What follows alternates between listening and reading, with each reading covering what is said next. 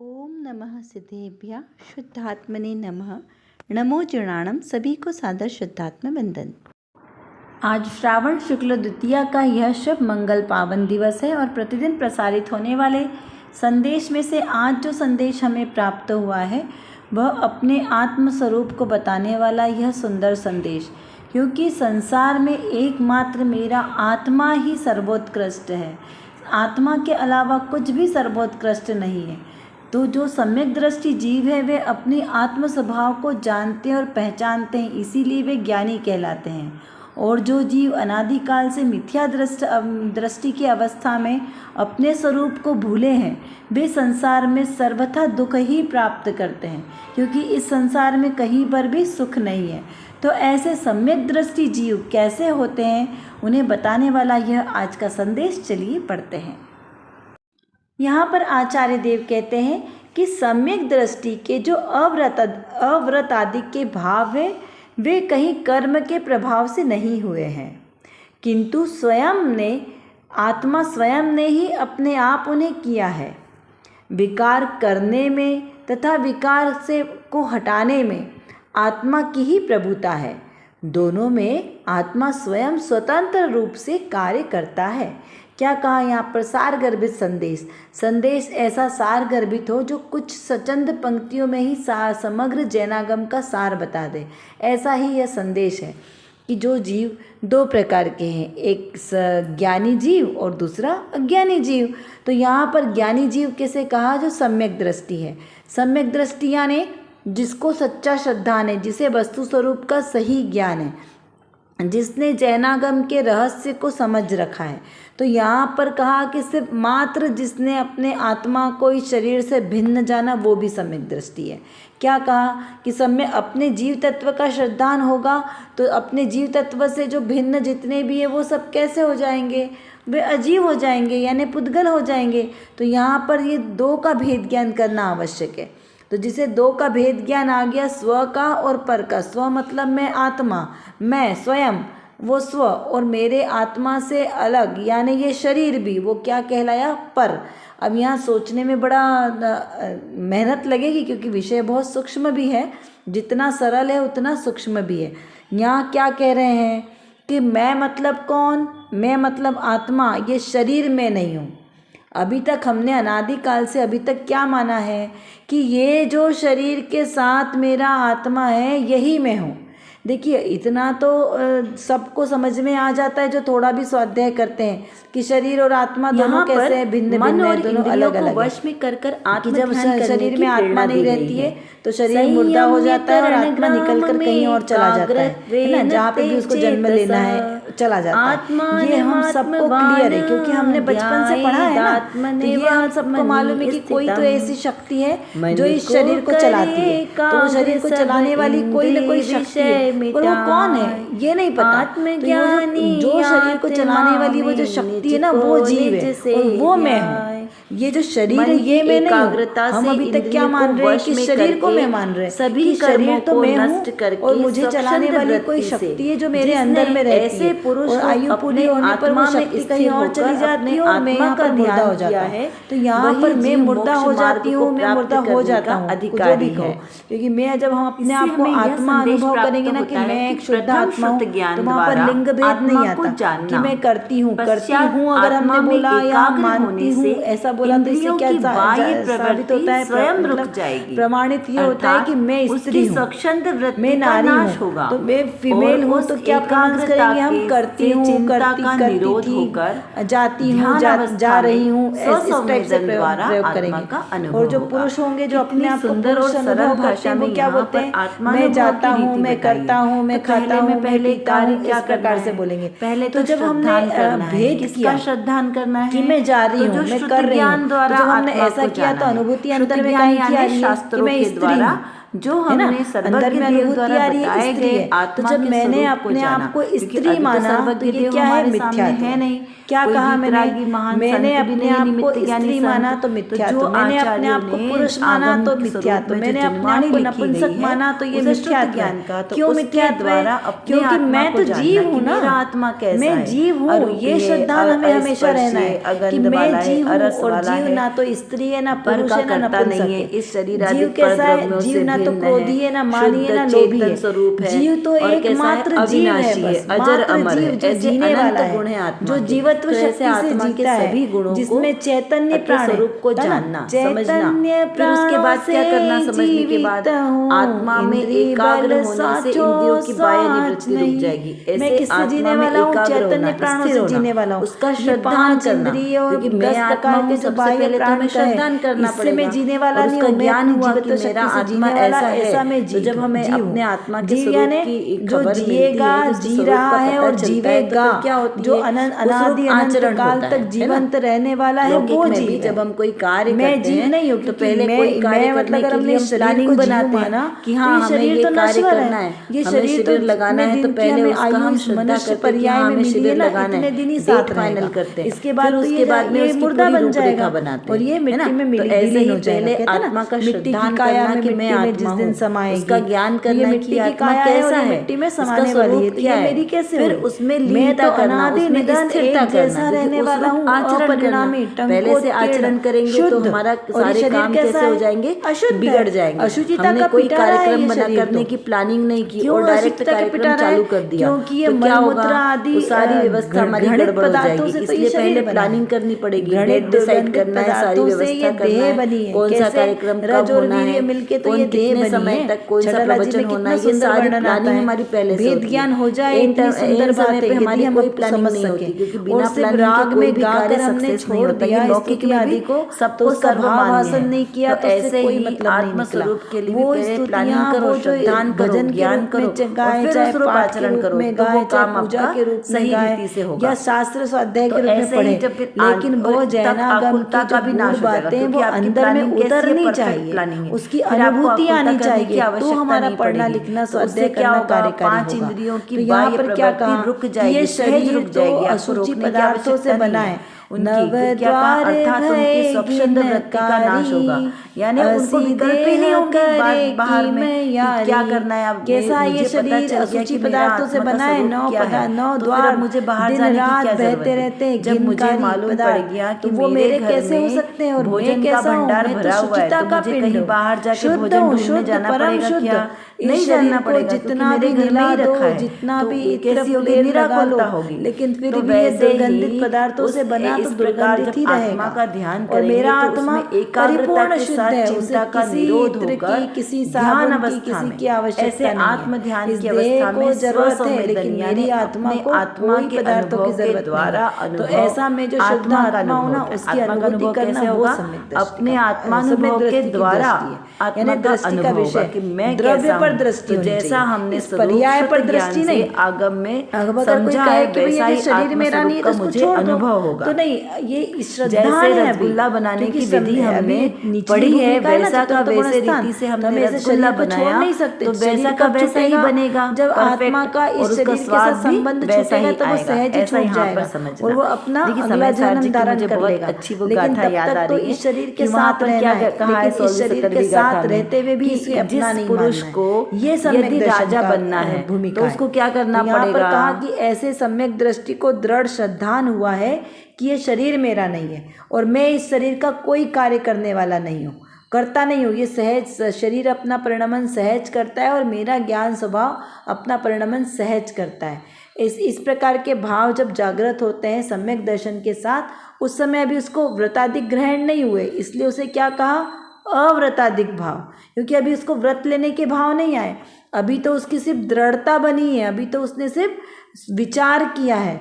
अब धीरे धीरे धीरे धीरे जब उसमें और उसकी विशुद्धता बढ़ती जाएगी, तब उसको व्रतादिक लेने के भाव अंगीकार होंगे। फिर वे कहीं कर्म के प्रभाव से दूर नहीं होते। अब कैसे व्रतादिक लेने के भाव नहीं हुए, तो ऐसा नहीं है कि हमारे अशुभ कर्मों का उदय आया उससे हमें भाव नहीं आए, अभी अंतर में शुद्धि नहीं हुई है, क्यों? क्योंकि पूर्व कर्म के उदय से अभी जो मिथ्या दर्शन रूप अवस्था थी, और अब आत्मा की विशुद्धि कैसे बढ़ी? अपने आत्मा को जानने से सहज ही ज्ञान का प्रकाश हुआ और हमारा मिथ्यात्व अंधकार जो था वो दूर हुआ और सम्यक्त प्रकाशित हुआ।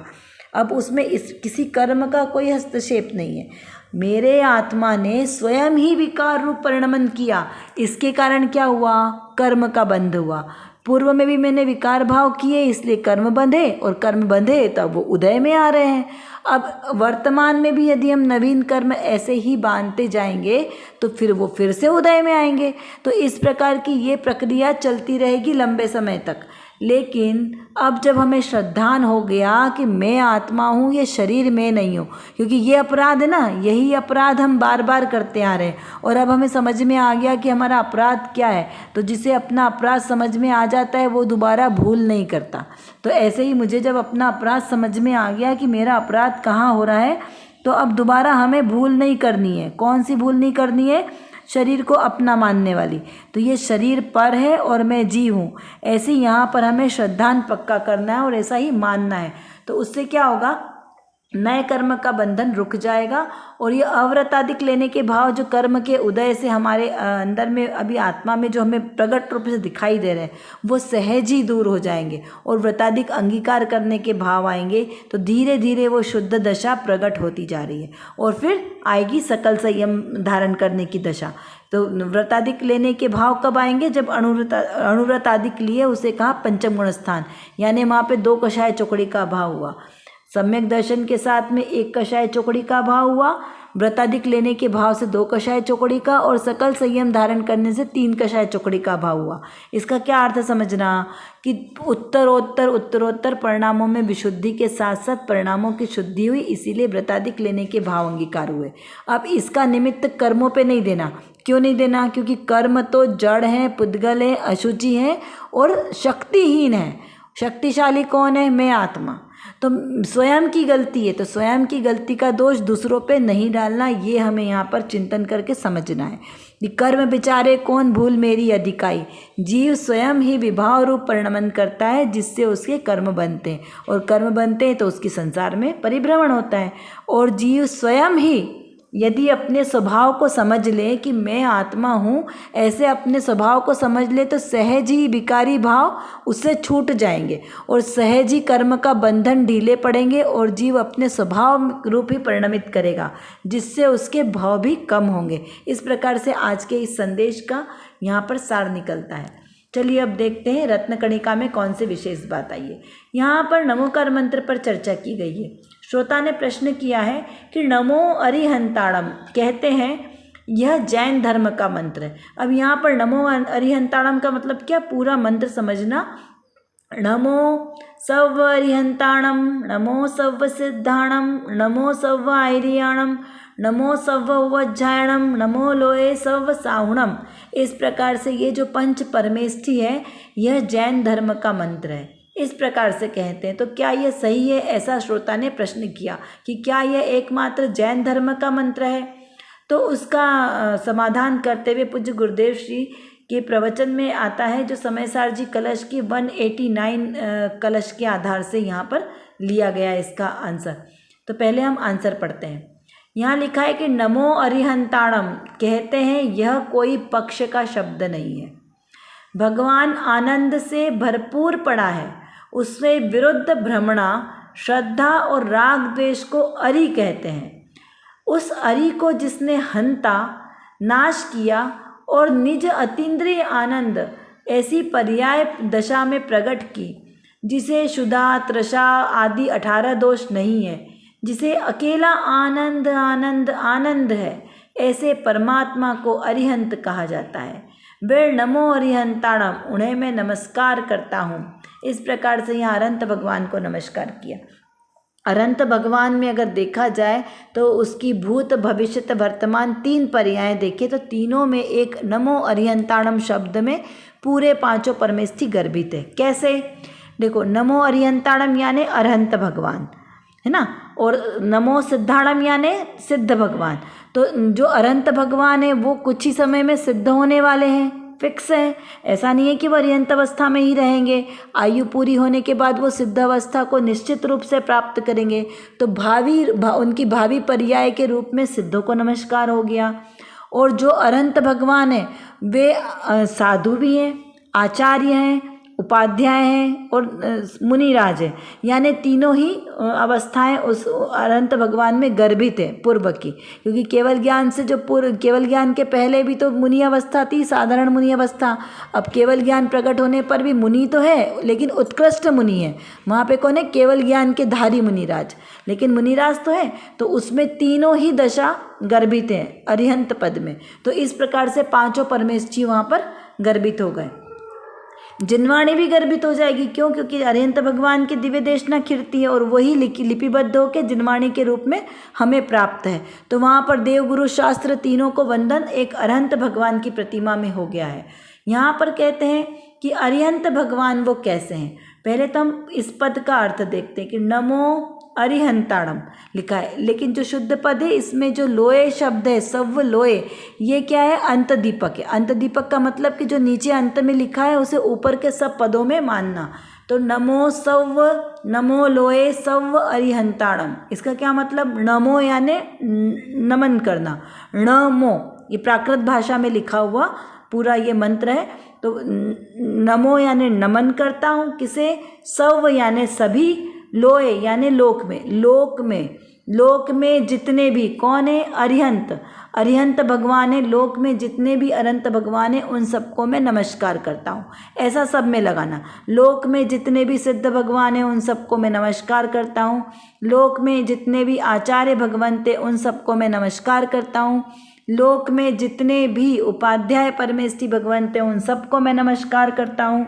लोक में जितने भी सर्व साधु है उन सबको मैं नमस्कार करता हूँ। इस प्रकार से यहाँ पांचों को नमस्कार हो जाता है। अब पर्टिकुलर अरिहंत का हम मीनिंग देखें तो क्या है? देखिए, अरिहंत शब्द कहो, अरहंत बोलो या अरुहंत बोलो, सबका मतलब एक ही है। अरुहंत अपभ्रंश भाषा का शब्द है। अरिहंत और अरहंत और अरिहंत ये दोनों प्राकृत भाषा में इसको मान्यता प्राप्त है। तो यहाँ पर कहा, इसका पहले संधि विच्छेद करते हैं। न अरिहंत, अरि यानी शत्रु, हंत यानी उनको हनन करना। तो जिसने अरि यानी कर्म शत्रु, शत्रु कौन से? यहाँ पे कोई जैसे आतंकवादियों को, किसी बैरी को हम शत्रु बोलते हैं, यहाँ उनकी बात नहीं चल रही। यहाँ तो ये सभी जीव भगवान आत्मा के समान है, प्राणी मात्र में भगवान आत्मा के दर्शन होना। यहाँ पे शत्रु किसे कहा? कर्म शत्रुओं को। जो 8 प्रकार के ज्ञानावर्णादिक कर्म है ना, उन 8 प्रकार के ज्ञानावर्णादिक कर्म, 3 प्रकार के भाव कर्म यानी द्रव्य कर्म, 9 कर्म और भाव कर्म, इनको शत्रु कहा। क्यों? क्योंकि जब तक मेरी आत्मा के विभाव भाव रूप परिणमन करने से ये सारे कर्मों का जब तक उनके साथ मेल जोले, देखने में तो ये बड़े मित्रवत लगते हैं, लेकिन है क्या? ये दुश्मन है, आस्तीन का सांप। कि कौन कहेगा कि मोह राग द्वेष शत्रु है, मेरे बेरी है। ये तो हमें बड़े अच्छे लगते हैं ना, प्रेम करने वाले, लेकिन ये सबसे बड़े बैरी हैं। तो जब तक ये कर्मों का मेरे आत्मा से संबंध नहीं छूटता तब तक मेरा आत्मा सिद्ध अवस्था को प्राप्त नहीं कर सकता। तो इसलिए इनको यहाँ पे शत्रु बताया है। वैसे कोई शत्रु नहीं है कि किसी के साथ आपको तलवार लेके लड़ाई लड़नी है, ऐसे नहीं है। ये कर्म शत्रु कैसे हैं? अदृश्य हैं, कोई दिखाई नहीं देते।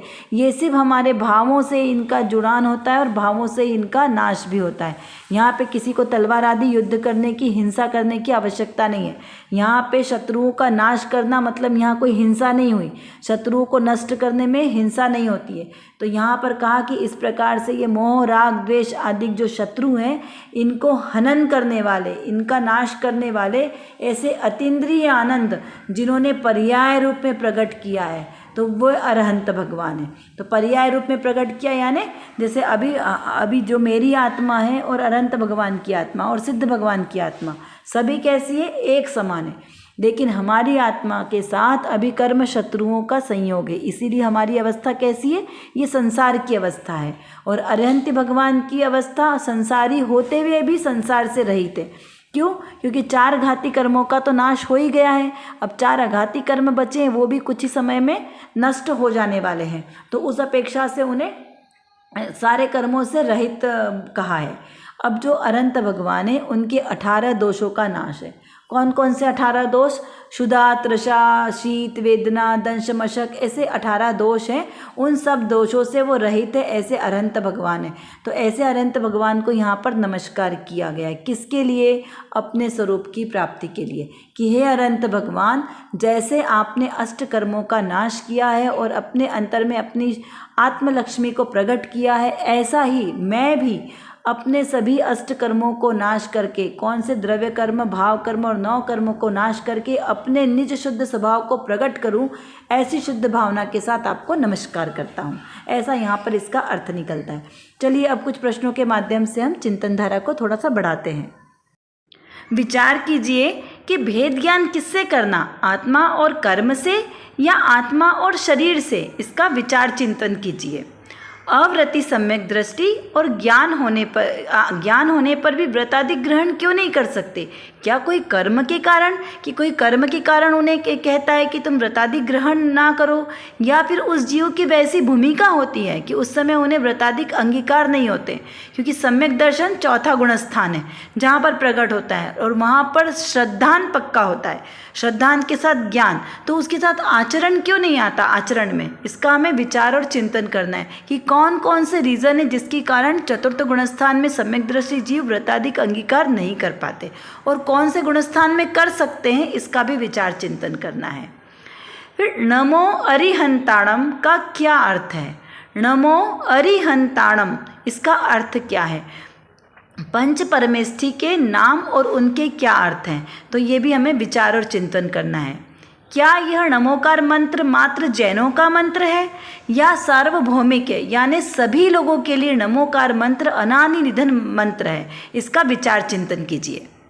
कर विचार तो पाम, हम जितना विचार करेंगे उतना ही हमारा विषय क्लियर होगा, क्योंकि हमारे पास समय की कमी है और जानना बहुत ज़्यादा है। और किसको जानना है? अपने ही ज्ञायक स्वभाव को जानना है। तो जब तक हम अपने इस ज्ञायक स्वभाव को नहीं जानेंगे तब तक हमारा कोई भी कार्य सिद्ध नहीं हो सकता। तो एकमात्र जो मेरे अंदर, मतलब मेरे आत्म स्वभाव में जो ज्ञान नाम का विशेष गुण है, इस गुण को एकमात्र अपने ज्ञायक स्वभाव को जानने में लगाएं तो निर्विकल्प दशा की प्राप्ति होगी, और इस निर्विकल्प दशा के ही आश्रय से हमें शाश्वत सुख की प्राप्ति होगी। तो वो शाश्वत सुख हमें प्राप्त हो, इसीलिए पुरुषार्थ करना आवश्यक है। उसके लिए व्यवहार से तो सच्चे वीतरागी देवशास्त्र गुरु का आश्रय लेना योग्य है, और निश्चय नय से मेरी निज शुद्धात्मा का आश्रय लेना ही सर्वश्रेष्ठ उपाय है। अभी के लिए बस इतना ही। विशेष चर्चा हम आगे की कक्षाओं में करेंगे। तब तक हम अपने आत्मस्वरूप को जानें, पहचानें और उसी में लीन रहें। इसी विशेष मंगल भावना के साथ आप सभी को सादर जय जिनेंद्र।